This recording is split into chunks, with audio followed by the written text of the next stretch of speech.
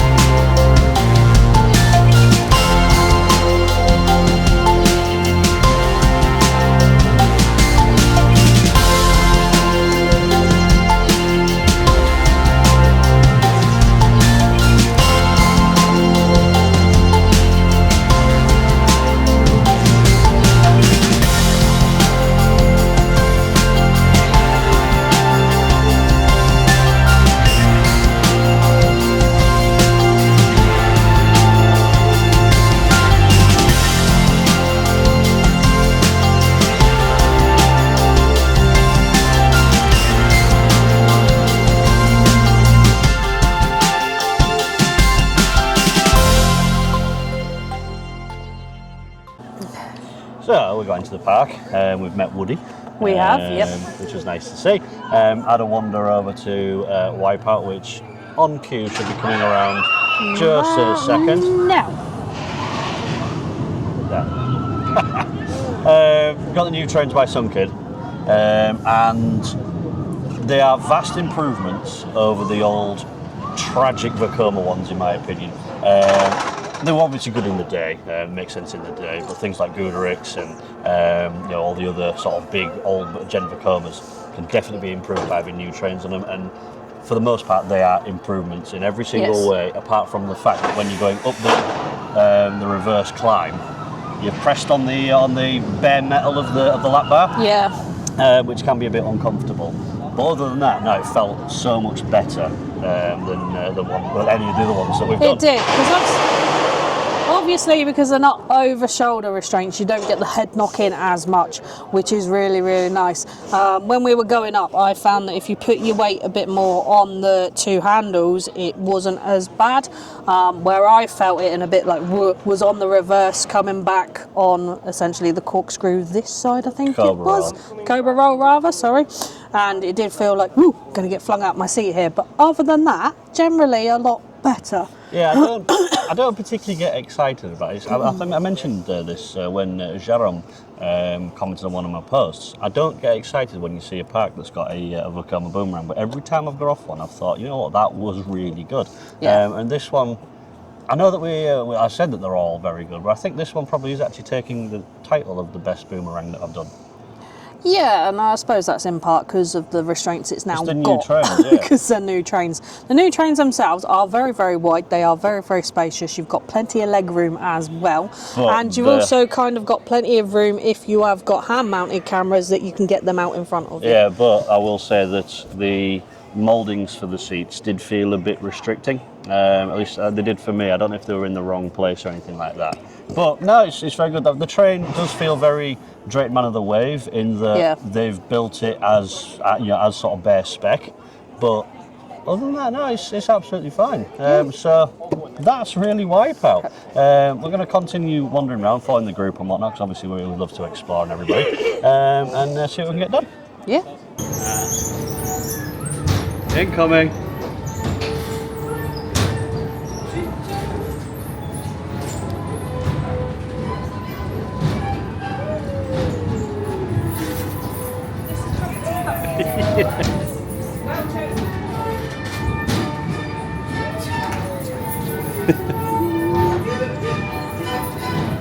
How fast are you intending to go?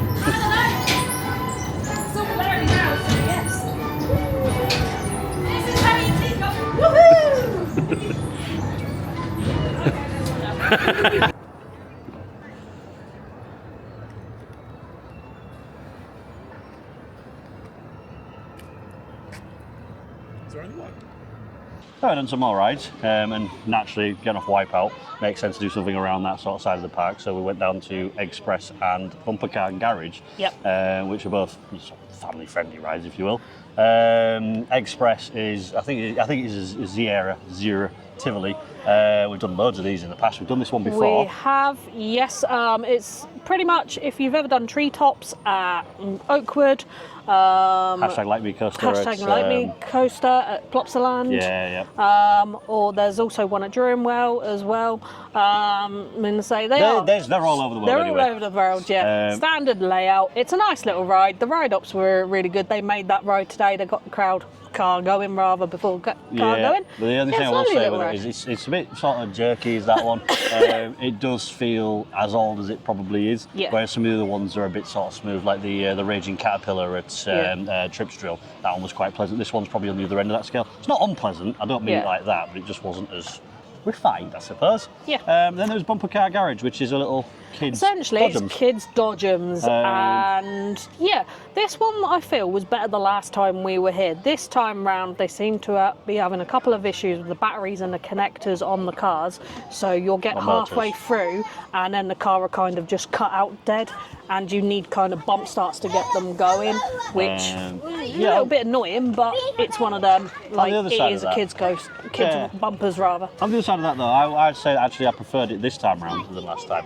Because I think I got a good car. We got a good sort of cycle with the people that we went on with. Because Darcy of the Coasting with the Joneses was gunning for me. But it was comfortable. The thing that was really nice is that the seats are incredibly plushy. It's like an armchair. So that's Bumper Car, Garage and Egg-Spress. And then we went on to Wave Breaker, which is the park's dinghy tube slide.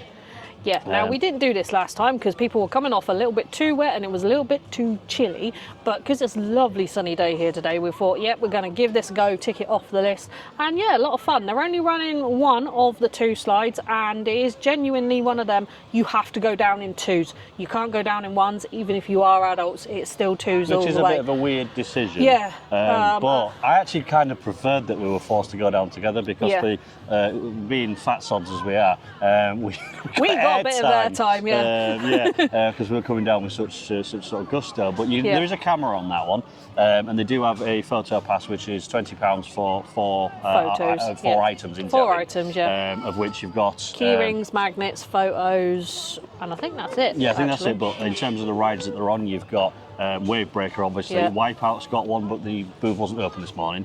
Marble Madness seems to have one as well. And Fun Factory, which is the log flume.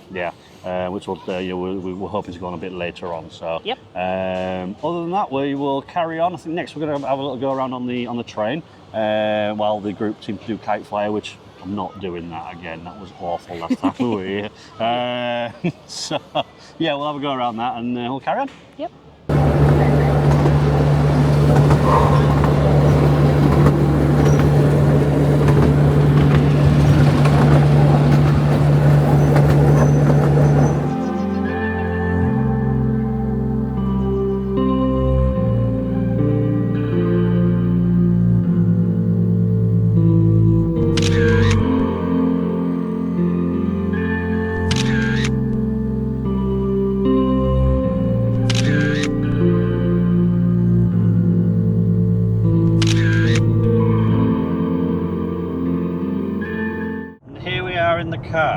On the way home. Yeah, Tracy's doing all the hard work. I've got the microphone attached so I can continue to drive because we have that long of a drive to go. Yeah. We had to rush around the park to essentially get finished doing what we needed to do because the park was only open 10 till 4. And although that's 6 hours, what with stops and going on this, that, and the other, we got on the train that we said we were going to do, and then we didn't really have time to stop and sort of talk. So, Woodland Express. Yeah, Woodland Express is the smaller of the park's 2 trains, and essentially it runs from the more smaller kiddie section towards the back of the park, around the back of the theatre, and essentially back round in a big loop. Really nice train. It could do, honestly, with a few of the bushes and a few of the stinging nettles, take him back. But other than that, yeah, it's a nice little ride, pleasant little sit down for 5 minutes. Exactly that. It's quite a cramped little train, and I don't know about you, but it did kind of feel like when we're going around the corners, because it does go at some speed that I kind of felt like I probably should be leaning into this, because it felt like, not that it was going to go over, but it's just like, this could be really top heavy, because the gauge of the track is only incredibly narrow. Yeah, it's a narrow gauge railway, standard kind of display model. When we're saying narrow gauge, we're talking, no sort of 6 inch. Yeah. But anyway, yes, it was pleasant. The only thing that I would say that there's not really an awful lot to look at, but that's not really a problem because it's called the Woodland Express. So you kind of expect it to go around the woodlands, and yeah, it could do with a bit of a tidy up. But that's that. And then next, because it's right next to it, we moved on to Rootin' Tootin' Target Trail, which is an interactive dark ride. And preface this by saying that once again the scores didn't work. Yeah. However, in comparison to when we were here 3 years ago, they have overhauled this ride quite significantly. All the targets. I don't think they have. I feel like it's the same as what it was. It's just the targets are now working. It looks a lot nicer inside. Yes, it does feel like at times when you hit the targets, animatronics are meant to happen, but they don't. But that said, though, it is pleasant enough, and unfortunately, our scores just weren't on the board at the end. Yeah, I don't think that it actually has been overhauled. I remember it being about as good quality as what it was the first time around we did it.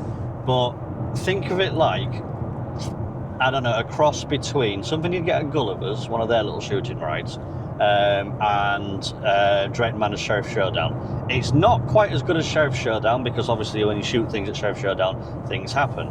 But this one's primarily in the dark, and I think they use that to their advantage to try and disguise a lot of the ride's shortcomings.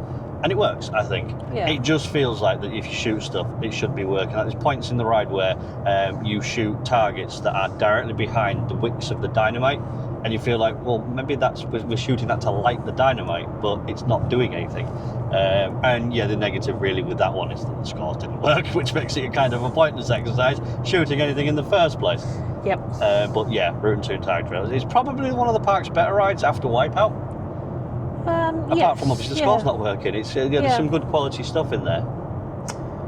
Yes, so that is Rootin' Tootin' Sheriff Showdown. Rootin' Tootin' Target Trail. That one too. Yeah, and then we went on to the log flume, weren't we? Yes, so we went on to the log flume after that, which is the Water Fun Factory, which in itself I feel is quite a weird name because yes, it's a water ride. Yes, you have fun, but you really don't feel the factory side of it. You don't get the factory vibe, yeah. It's what I do like about that one though is that when you get into the queue line and you walk into the station, and the first drops lift hill goes over the queue line inside. Yeah, inside the station, which is quite unique. You can leave your bags at the station where you get on, which is really nice. Did like that, and yeah, as adults we got rather a bit wet on it. Yeah, it's not. I don't think it's a thorough soaker. At least I didn't get thoroughly soaked. We did still go back to the car and get changed because I got properly wet feet. And I don't like that. Even though I got waterproof shoes on, it went straight over the top of my shoes and into my socks. Yes, my entire front half was soaked. Yeah, but. Yeah, the weather today has been so nice that it wasn't really the end of the world. We could have managed, just walking around the park. But it did have a photo on it, which was nice. But other than that, I think it's an off-the-shelf sort of transportable model Nothing really much to talk about. It's one of the few rides that did have some form of a soundtrack, though. It did, yes. So that's, was it Water? Water Fun Factory. Water Fun Factory. So the next ones that we're going to talk about is Moby Dick, which I don't actually know why I'm getting a tyre pressure fault. I don't actually know who manufactures it, but it does look like a MacRide C-Storm, but it's not, because it's not the same. But yeah, it's exactly the same sort of model, only as it caused a bit of a debate, and I don't know why it even would cause a bit of a debate. A ride called Moby Dick, are the ride vehicles fish or whales? The whales. It's Moby Dick. But anyway, it was pleasant enough. Not particularly thrilling, not particularly long cycle or anything like that, but they put some attention into trying to make it something like themed. It's got a pirate ship in the middle of it as it spins around, which I presume would be a whaling ship, I suppose. All the ride vehicles are shaped like whales, and they're quite spacious and comfortable. They're meant to be whales, but they actually look more like fish. This is why the debate happened. Because yes, they've got barnacles on them, but they look like fish in the front.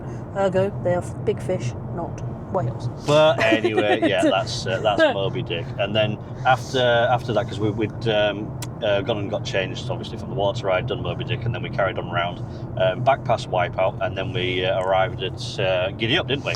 We did, yeah, and Giddy Up was one of the ones we missed last time that we were here. We thought we couldn't go on it because we've done many of these types of rides before in other parks in the world, and some parks don't like adults on them, whereas others don't. They're not bothered as long as obviously you only have one adult per horse, which makes sense. And we were absolutely fine to go at this time. We just thought that we couldn't do it last time. Yeah, and Giddy Up, it's a pony track express. Pony track. And there are lots of these in other parks. Drayton Manor's got one. There are quite a few on the continent, and this one's pretty. It's a long enough length. It's pretty to look at. There are things to look at in there. It's nothing exemplary or like that. I still think the one at Toverland's one of the better ones of these. But Graham of CBV Logs, he remarked when we were in the station that it's nicely themed, and you know what? Yeah, it is. It's nicely themed. The actual ride itself does feel like that they've just got off the shelf stuff and sort of plonked it around, but I don't think it hurts. It's a kids ride. It's not a particularly standout attraction, but it's absolutely fine. I would have liked to see a camera on that though. Yeah, I could easily put a camera on it. So after the excitement of Giddy Up, we went over to the Flying Elephants. Now, this is a kids' ride. However, adults can ride with children, and if adults want to ride alone, they can do, but it's one adult per car. Yep. So there were 6 elephants, so we overtook the ride. Yeah, we completely took over the ride, and I will say it's not the best to get into for adults. I found it quite difficult to get in and out of. To be fair, I had more trouble getting out than I did getting in.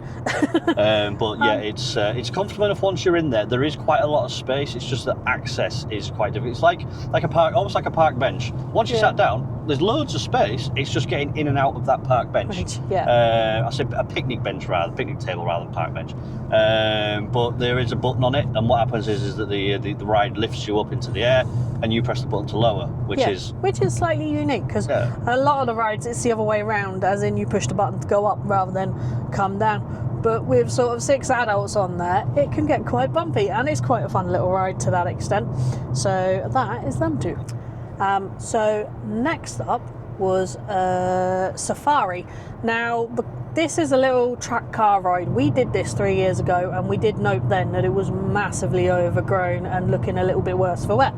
Pleased to say they have tidied it up a hell of a lot, and you can now see pretty much everything that is meant to be in there, and that's nice. Yeah, I like that. The sort of, I suppose the statues is probably the best way to describe of the animals. They look new, as you'd expect. They were, they said that they were going to put some new stuff in, and that's it. Tied up the area, decluttered it, and stuff like that. I think the cars, I have a feeling that they're new, because as we're going round, I'm hoping that I got it on video here. There is 2 different types of models of car that are used as sort of centerpieces, the ones that have crashed, if you will. And there's an old Ford Model T, and then there's the newer style Jeep ones. So I don't know if the cars were changed. But other than that, it's unfortunately unremarkable even though that they have updated it and whatnot. I suppose the biggest takeaway for me from that one was the fact that the front wheels on all the cars didn't seem to stay attached to the floor. Floor, yeah. That was quite fun. And that's not like that they were, so powerful they were doing wheelies and whatnot. It was the fact that the central track was lifting the cars up and pulling the front two wheels off. So, yeah, a bit weird, but going on from that and onto a sort of an excellent ride, if you will, is Woody's Tea Party. Yeah. Now, this was another one of them that last time round we skipped this because we didn't think as adults we'd be allowed on. Turns out, yes, you are. It's one adult per car because that is realistically all you're going to get in there. Yeah. To be fair, with me and Tracy, I would have struggled to have had like my niece or nephew with me because your knees take up the other side of the thing. But it does mean that the teacups are really, really off centre in terms of their weight. So if you just let it go, it will spin at quite a pleasant pace. Yeah. But it takes absolutely no effort to spin it as well. No, they're free spinning like a lot of them, so you can control the spin, so you can go as fast or as slow as you want. And I had it going waltzer speeds. It was to the extent that everything was a bit blurry, and even I was like, "Oh, hang on, I need to slow down here now. This is a little bit intense, even for me." Yeah. But it was a brilliant little laugh, and when we go back again, it is one that I'm definitely going to head for. Yeah, I'm with you on that one because you've got the choice of deciding whether you want to have not a thrill, which is not a thrill ride, but have a bit of a laugh or just a gentle sit down. And I like that about that. So it's really about as exciting of a discussion about teacups as you can possibly get. Yes. So just buy the teacups, I suppose. And also on one end of the cable car, which we haven't done, the chairlift, because it wasn't operational, is the dreaded kite flyer. Now, I've avoided this one this time, like the plague. Tracy hasn't avoided it like the plague like I would, but didn't fancy it today. Properly knackered me up the last time that I was here. It is, in a nutshell, the same sort of restraint style as Hero at Flamingo Land. You're in a sort of a flying position, almost in kind of like a cage, and all it does is go around and tilt ever so slightly. But for whatever reason, that really disorientated me, and it almost ruined the last time that we were here. It took me a good hour or two to come down off that, and I don't know why it was so bad. But yeah, it's a unique sort of idea. Yeah, it's one of them. It doesn't ride bad. It is smooth to that extent, and you're going to have no issues to that extent. It was literally just the angle and kind of going round in a circle that got Dave. And to be fair, it's quite a long cycle. Now, we didn't chat to the guys that went on it today to see if the cycle was any shorter. But yeah, it is one of them rides. You're either going to love it or you're going to hate it, I think. Yeah. Either way. Once we've done that, we all finally decided to have some dinner though. And there's not an awful lot of options at Pleasurewood Hills, but there's your staples. There's burgers and chips and things like that, but we all ended up with pizzas. We did. And I will say that the pizzas are expensive. They're very nice and very tasty, but I paid 16 quid plus for my pizza, and I don't know exactly what size it was, but they're about a 13, sort of 14-inch size pizza. If you've been to Drayton Manor and had their pizzas, pretty much the exact same thing. They have got a couple of different flavours though. Yeah. To Drayton Manor. But you've still got the staples in your margarita, pepperoni, etc., etc. And like I say, very tasty, but just quite expensive. And that's one of the things I will say about other things like the merchandise. There wasn't really much merchandise at all. We've got a couple of pin badges and different cups and stuff. But the pins were what were they? $3.95. Were they $3.95? Yeah. Which I suppose isn't too bad. But the other parts, so I've just been overtaken by LoveTwoExplore. Yeah. The other things like the cups and stuff, they're 7 or 8 quid, 45 quid for the hoodies. Yeah, and the hoodies and the t-shirts, unfortunately, were only in kids sizes, which it would be nice if they had them in adult sizes, or maybe had one for maybe Marble Madness or Wipeout in adult sizes. Even just Wipeout, because Wipeout is obviously their signature attraction, which we'll go into a bit later on. But yeah, it feels like that if Great Yarmouth can do t-shirts for roller coaster and snails, these guys should be doing something for the one ride that puts them on the map, which is Wipeout. And it feels like a missed opportunity, but maybe that's coming because the park is making improvements, but we'll go into that towards the end in what we liked and what we didn't like sort of part. But yeah, so that was the food and sort of merchandise. Not really much to talk about in the merch, unfortunately, but yeah, I'll just put it in here. We have discovered Coke floats. As you're just saying, yes, they do Coke floats, which was quite interesting. Oh, that was another thing on the merchandise. They have now also started doing souvenir cups. So you pay £3.90 initially for your souvenir cup and a drink, and then your refills after that. £3.50. £2.50. The refills are £3.50 because I paid £3.50 for my refills. But yeah, it's a nice idea. It's a bit pricey, but it's exactly the same system as what you get at Westburton Safari Park and what you get at Drayton Manor and a lot of European parks and blah blah blah blah. Refillable cups, so we come away with a souvenir cup. So that's something. So I mentioned that the park was open 10 till 4, and we weren't expecting Marble Madness to open at all because it got guys on cherry pickers looking at what looks like one of the brake runs. Not entirely sure what was wrong with it, but anyway, I think this was like 3:35 or something like that, if you want to be specific. And I could have sworn that I saw a car with people on going around Marble Madness. So we must have all stood there for like 2 minutes looking to see if a car had gone round. And nobody believed me until, no, there is actually, and I have never seen an enthusiast sprint to a coaster like that because Marble Madness had opened. And yeah, it's had a bit of a sort of a redo. It's still the same principle, it's still Marble Madness, it's got the same name, but instead of the cars looking like Minions, they now look like they're advertising M&M stuff. Yeah, they look like them kind of 1980s, 1990s like bouncy ball adverts with the eyes on that you used to get as stickers like that stuck everywhere, like on the like 20p machines you get your bouncy balls out of, essentially. But it's your standard Wild Mouse layout.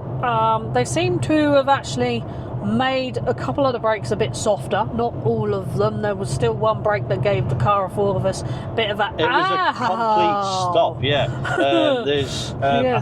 There's multiple brakes on the track, but there are, I think there's 3 sort of major braking sections, and there's only one where the car came to a full complete stop. And that's the second one. Yeah, the other, it's not like we was braking because the blocks weren't clear. At any one time there was only 2 trains on the course, and one was going up the lift hill while the other one was getting past the next set of brakes. So I don't know exactly why, but yeah, it was quite firm. Other than that, it was actually alright, weren't it? Yeah, actually alright. And like weirdly for a Wild Mouse, they've got seatbelts on. It is a bit weird that you have to put a seatbelt on, and we found, as well as the lap bar. Yeah, there was 4 of us in the car because there was me and you, and then there was CBV logs who were in the back. And because we were both of us at the front, I wanted to get POV. It was a bit difficult to be able to get the seatbelts on while we were both in the car at the same time. Yeah, we kind of had to do a little bit of, right, hang on, I'm here, you get in, I'll do mine, you do yours. Yeah, it felt a bit awkward, and the seatbelts are unnecessary. Yeah, they're unnecessary for adults, I might add. I suppose, if you've got adults and chunkier children, you probably don't need them. You could probably get away with a lap bar. But yes, for the skinnier children or smaller children, yes, by all means have the seatbelt as an extra measure. I like that. But yeah, I think it's unnecessary for adults. Yeah, it's unnecessary for adults. I think that needs to be something that kind of should be looked at. Yeah, because it's a mirror image of Chesington's Rattlesnake, and Rattlesnake doesn't have, at least the last I knew, it doesn't have seatbelts, doesn't need them. And none of the other Mac Rides Wild Mouse that we've been on need seatbelts. It's just seems to be a unique thing for that one. Maybe it's just a park thing, maybe it's a looping group thing, no idea. But anyway, commend the park for opening the ride within the last 45 minutes of the park opening. Yeah, they could have closed it, kept it closed, not bothered with it, but no, they did open it. It's got a camera on it, which makes for some fun photos. So that's Marble Madness. There's not really much more to add. It's a standard Mack Rides Wild Mouse, but one of the more comfortable ones, I think. Yes. So, we did get a third ride, I think. Second ride. Anyway, we got another ride on Wipeout, and we managed to get front row this time round. Yeah, they don't mind you waiting for front rows and things like that, which is nice. Saying that, there's only like 2 roller coasters anyway that you would wait for front rows on. But anyway, the point is that we got on the front row, and it's bizarre that a ride that goes forwards and then navigates the same track backwards from the same height with probably the same speeds can feel so different at the front and back as what I suppose become boomerangs do, because I've never done a boomerang twice on the same day and been at different ends of the train. And Wipeout here now has got a new train on it, as we mentioned, and new train, really very good, but night and day difference to the ride styles and how it rides and how you ride it at both the front and the back. And it is genuinely one of the few coasters that I've been on that I'm sitting there going, do you know what, I prefer the back row on it. For me, I found the front row a little bit too violent, chucked you around a lot more than what the back did, on both the way out and the way back, and I wasn't a fan of going over the loop backwards at the front. Much more comfortable at the back. We have done others, like Boomerang at Bellewaerde. We did that at the front, and I do remember getting off that thinking that how intense that loop was on the front. And you get that from the back though. The thing with the back is it feels like it slows down enough for the bits that are a bit jarring on the Cobra roll, but it's still got ample amounts of whip and pull. So yeah, Wipeout is definitely better at the back. It's just I wanted to rewrite it for the front. And that leads on nicely as well to the photography on the ride. So it does have photography, but all day the photo booth wasn't open, so we were kind of a bit disappointed. We expected it earlier in the morning because maybe they've not got staff in or anything like that, but by the end of the day we were, it's not open. So there is a sign that says scan this QR code, see your photos. And Tracy, I think you said, didn't you, that it's not going to work because there's no one here. Yeah. So we thought we'd give it a go. Yeah, we assumed it weren't going to work, and we hadn't really properly looked at the board because it says about facial imaging. So I assumed, thought that was a security thing. That it was security, it was CCTV, ergo your images are going to be kept because you're on the rides, and CCTV obviously covers the park. But no, they've got a new system in place, so you scan the QR code, you then take a selfie of yourself. So obviously if you go on the ride... That's how selfies work. So if you go on the ride with your sunglasses on, you need your sunglasses on in the selfie. And then what it will do is it will scan its database of images that it's taken that day on that ride, or any of the ride across the park, and it will literally find stuff that looks like you in them photos based on that selfie. Yeah, which I think is a bleeding good idea. Yeah, it's a very good system. I think it probably is overcomplicated for what it needs to be, because just having a screen with the numbers of the ride photo on is more than ample. I mean, they do that at Alton Towers, and I think Alton Towers' ride photo systems is probably one of the better ones. But that's not to say that this one was bad by any stretch. It's a cool idea, and considering that it's a park that isn't really a top tier park, that does seem to be struggling a little bit financially, that's a really cool thing to see in a park this sort of size. Yeah. It wasn't perfect because by the time we'd done Wipeout, we'd had a photo on the dinghy slide, we had a photo on the flume, as well as a couple of photos in the morning on Wipeout, and it had got one of the photos from Wipeout, the photo we'd just done from Wipeout, the dinghy slide, but it hadn't got the log flume photo on there, and it did have another photo from Wipeout of somebody else. Yeah. So it's not perfect, Well, it's very good. Yeah, and the photos are heavily watermarked. So if And you you can't zoom in or anything like Yeah. that on them. Yeah, so sort of under you, so you are looking at it going, well, that's not us, so you can instantly disregard them. And if there's obviously people that are out there going, well, I don't want to be in someone else's photos, you're potentially not going to be.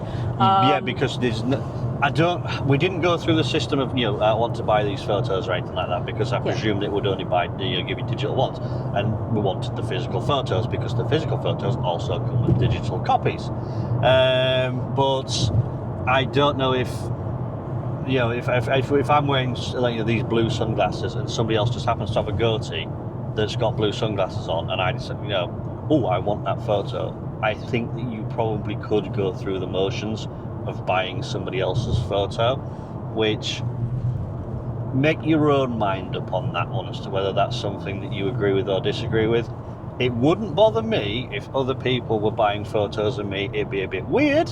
Yeah. But I know that other people won't particularly like that. And I know that, like Alton Towers, for example, because Merlin are over the top, they are really dead against anybody, you taking photos of other people's photos. Yeah. So I think that system could do with a little bit of a tweak, so you cannot buy the photos online. You have to go to a photo booth to get them. Yeah. But other than that, that's a bit of a waffle. A really good thing. Wipeout is wonderful, and I do hope that if anything should befall Pleasurewood Hills, that Wipeout does find a new home somewhere. Yeah. Same with Mountain Madness, I suppose. Egg-Spress, maybe. 'Cause, I mean, Oakwood's kind of got one that could probably move somewhere. But anyway, at this point, we're waxing lyrical, so we'll move on to what we like and what we didn't like.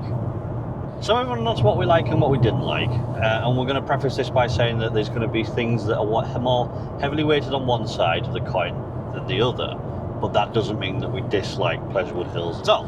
No, we are not the target demographic for Pleasurewood Hills. I disagree with that. I think that we are part of the target demographic. It's just that Pleasurewood Hills is a family park, a family-themed park, just like Drayton Manor is. Yes. And there's lots to like about Pleasurewood Hills. It's got a nice selection of rides for both adults and slightly younger thrill seekers, and littler ones as well. It's nicely spaced out. You don't feel like you're on top of each other, and it is easy to get to. It's just a long old slog for a lot of people. Yeah.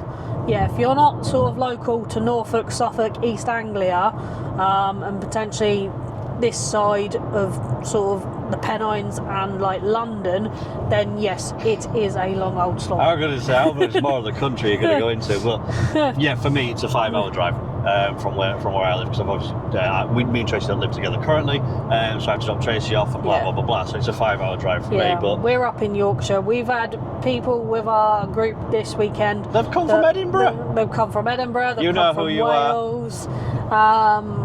And also sort of the middle of the country as well, and most of us have had at least a 3.5-hour drive bare minimum, which is a real shame, but it is nice to see that money is being spent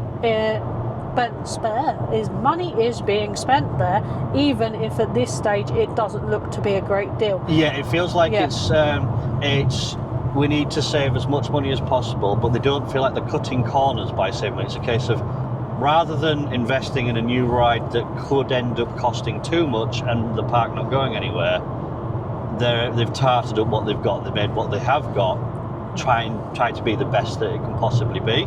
Yeah, it was nice to walk in today and see there was a new enclosure for some birds of paradise, and new paintwork has gone on as well, and the place overall from when we were there 3 years ago looks vastly improved in just sort of general tidiness and sort of paint jobs, and place is just looking nice. It's I don't think pretty's the word, but it's a pleasant place to be. Wipeout's had a really good refresh, so has Marble Madness.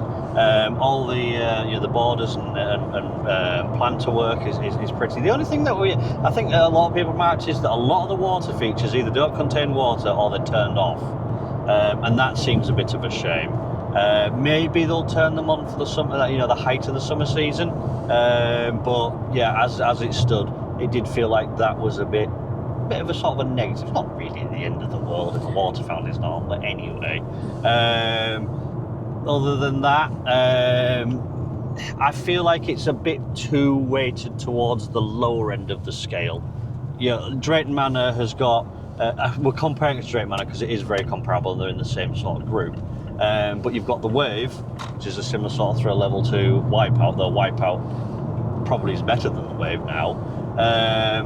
Then you've got Egg-Spress, which is arguably similar to the Boomerang at Drayton Manor. Yeah. And I don't know where Gold Rush would stay, but Gold Rush is, you know, that's probably better than Marble Madness. Yeah. And there's not really anything in between. You've kind of got a big thrill ride, and then, you know, one or two middling rides, and then a lot of really sort of calm rides. And I feel like it could do with a lot more. Yeah, and hopefully Looping Group, now they've kind of essentially they've saved Drayton Manor from going under. I'm hoping now that they are gonna put the investment into Pleasurewood Hills, because it does need the investment if they want that park to last for another 10 years.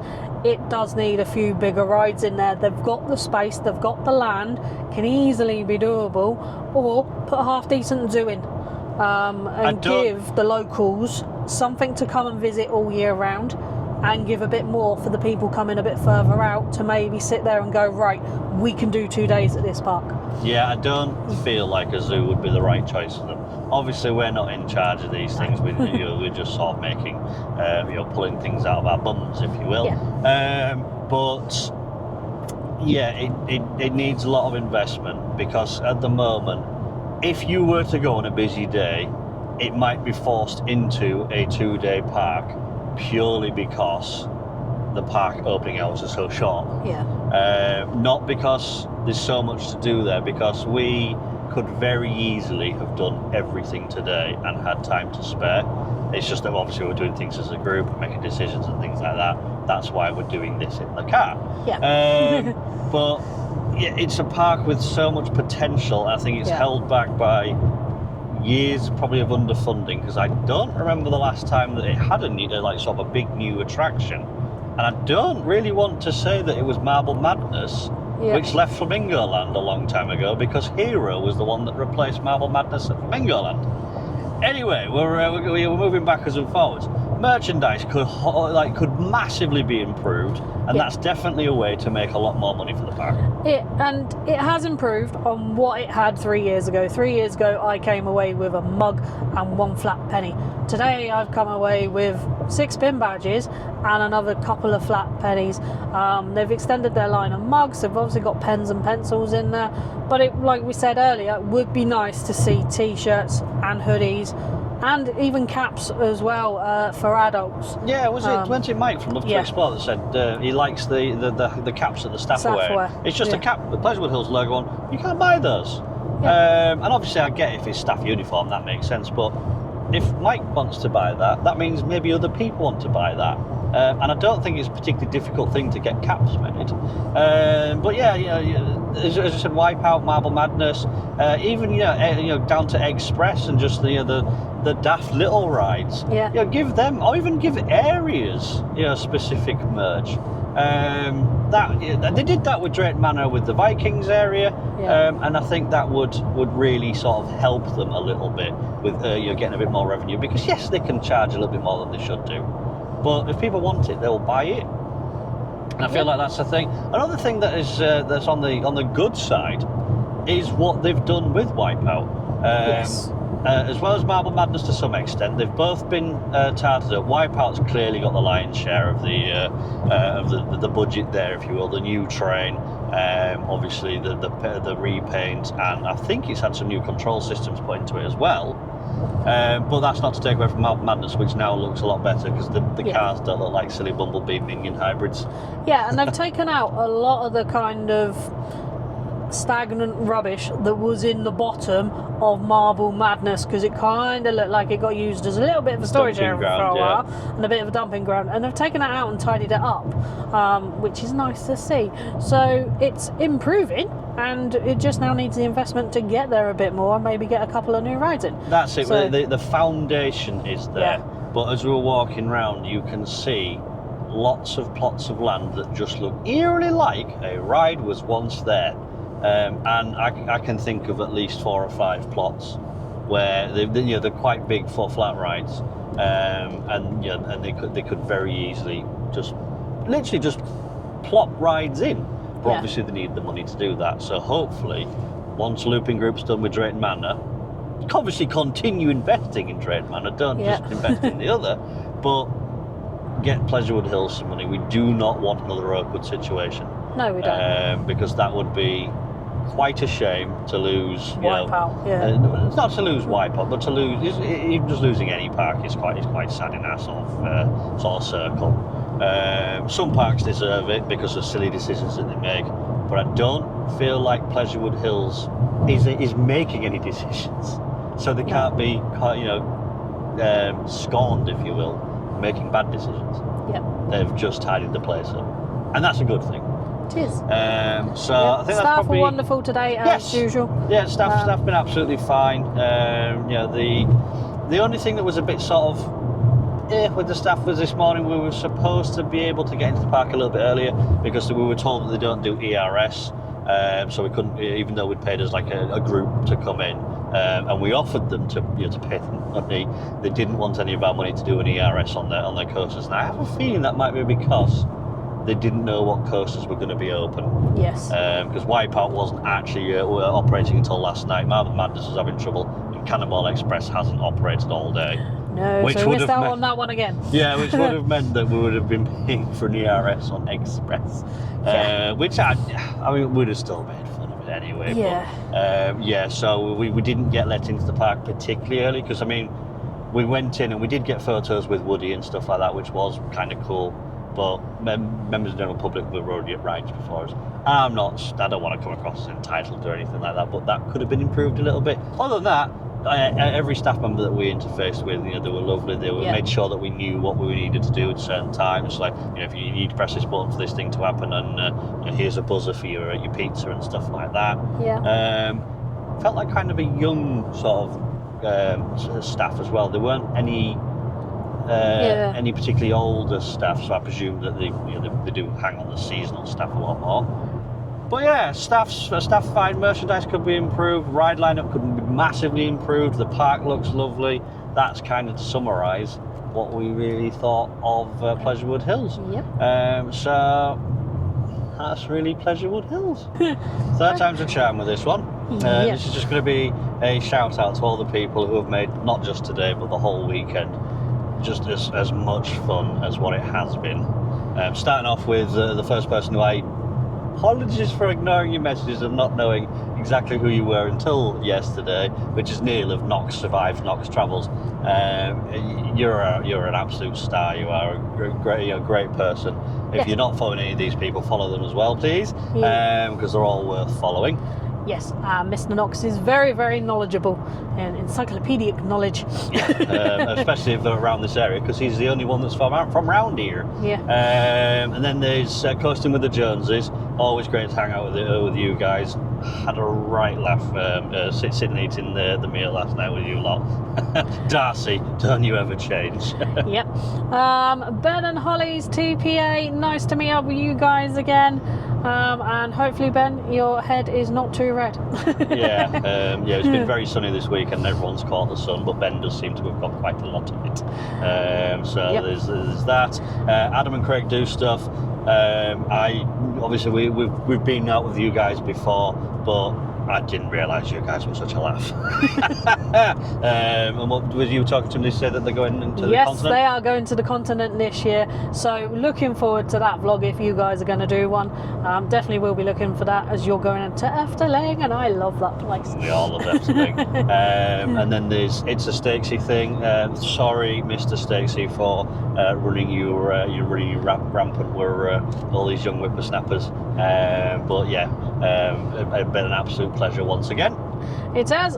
Dave's Adventures. You guys were new on this trip, so it's been nice to put some names to faces, and you and Kathy are absolutely lovely, and hopefully get to see you on some more upcoming trips. That'd be nice. Yeah, and I'm sure somebody that we definitely will be seeing again will be the man, the legend that is Coaster Dad and his family.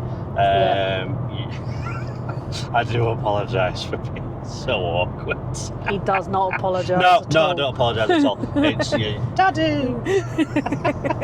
And then there's only, I think that's it for the people that we've been with today. Oh, and Sibby Vlogs. Sorry, we forgot you, Mr. Sibby and Jem. That's because you were such a late addition. The only other, there's one other person to shout out, which is going to be Theme Parks and Adventures, who messaged me during the day while we were out at Pleasurewood Hills. Apologies that we didn't run into each other, but it was nice that you noticed the sticker on the car. Yes. And I don't think we're forgetting anyone. No, of course we are. It's Love to Explore. Yes. Thank you, Mike and Stacey, for putting this all together and inviting us through and advertising it as well as what you did. Exactly.